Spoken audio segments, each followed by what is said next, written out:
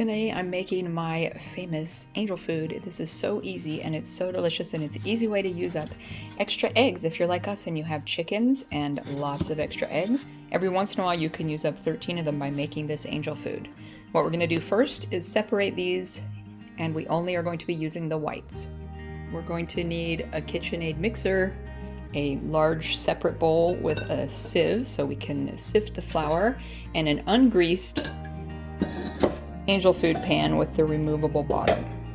And what I'm shooting for is 1.5 cups of cold egg whites.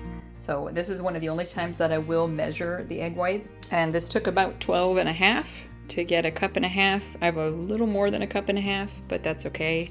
And the other thing you want to make sure is that your mixing bowl is extremely clean and that you don't have any yolk in there, because you want these to whip up nicely. Before we start whipping the egg whites, we're going to add a teaspoon of cream of tartar, a tablespoon of water, a tablespoon of lemon juice, a teaspoon of vanilla, and for me what really just changes the flavor entirely is 1/4 teaspoon of almond extract. Before you start beating the egg whites, we're going to sift together 1 cup of cake flour, 1/2 teaspoon of salt, and 3/4 cup of organic sugar. And we're going to sift this together 3 times. So we're going to go back and forth between these two bowls until we have this triple sifted. And we're going to beat this together on low for just 1 minute. Then we're going to increase the mixer to medium, not high, and beat this for another maybe 1 to 3 minutes until the mixture is slightly translucent, like a soft foam of tiny bubbles. It will hold a soft, moist shape when you lift the mixer, but we're not going to be beating it stiff at this point. So they should look like that. You can just see a soft, moist shape where I lifted that beater, but they're not stiff by any stretch. So now we are going to turn this back onto medium, and while it's running, we're going to add a tablespoon at a time, 3/4 cup of sugar, and we're going to continue mixing it until all of the sugar has been incorporated, and it will be creamy white and soft, but we aren't going to overbeat it. So we're just going to have moist glossy peaks that bend over at the point at that stage. Got moist glossy peaks that just bend over at the tip. So that is perfect. We're not going to overbeat this. Now we're going to use our sifter again, and we're going to just sift 8 times. So we want to divide this up into 8 amounts, and I'm just going to lightly put it through the sifter, and we just want to kind of do that a little bit at a time. We're going to do it about 8 times, and then just take a fairly good sized spatula and fold it really carefully. We're not mixing or whipping it all, we're just going to fold it until it's incorporated each time. So I'm going to keep doing that until we get all of that flour and sugar incorporated in to the eggs.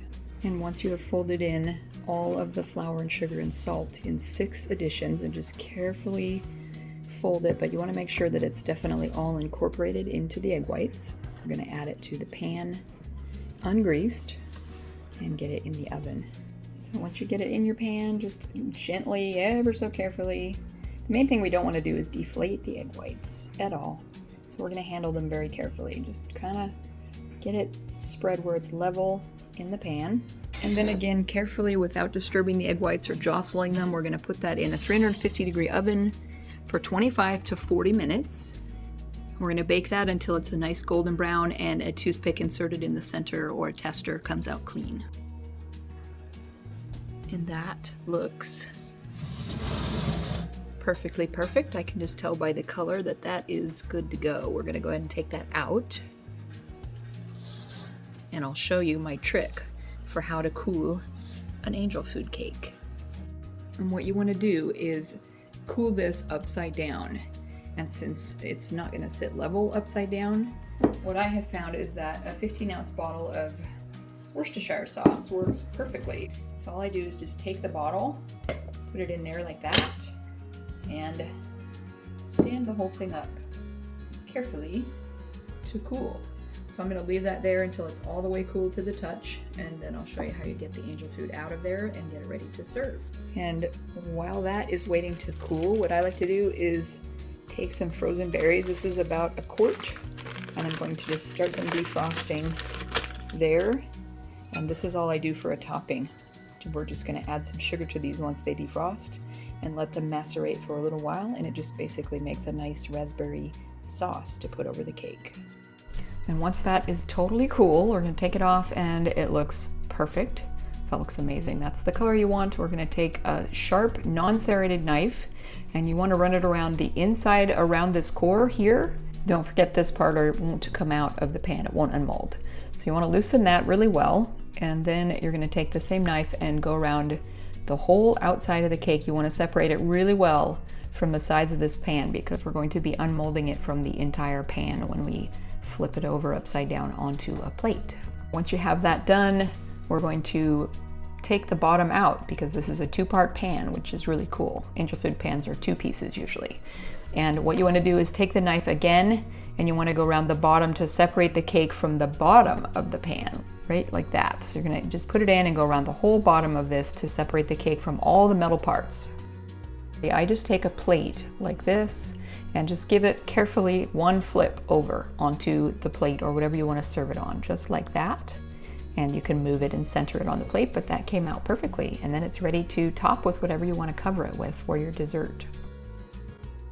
So what I do is just sprinkle about a little under a half a cup of sugar, maybe a third of a cup, into a quart of defrosted frozen berries, and just give that a quick toss together. And I let it sit out at room temperature for a little bit, and it just becomes a nice kind of soft, fruity, sweet topping to put over your cake. The sugar will melt and it'll sort of pull the juices out, and you'll have a lovely topping. And then when it's time to serve it, you just take some of that sugary raspberry sauce and put it right over the top of the cake and let some of the juices kind of drizzle down, and you've got a wonderful topping.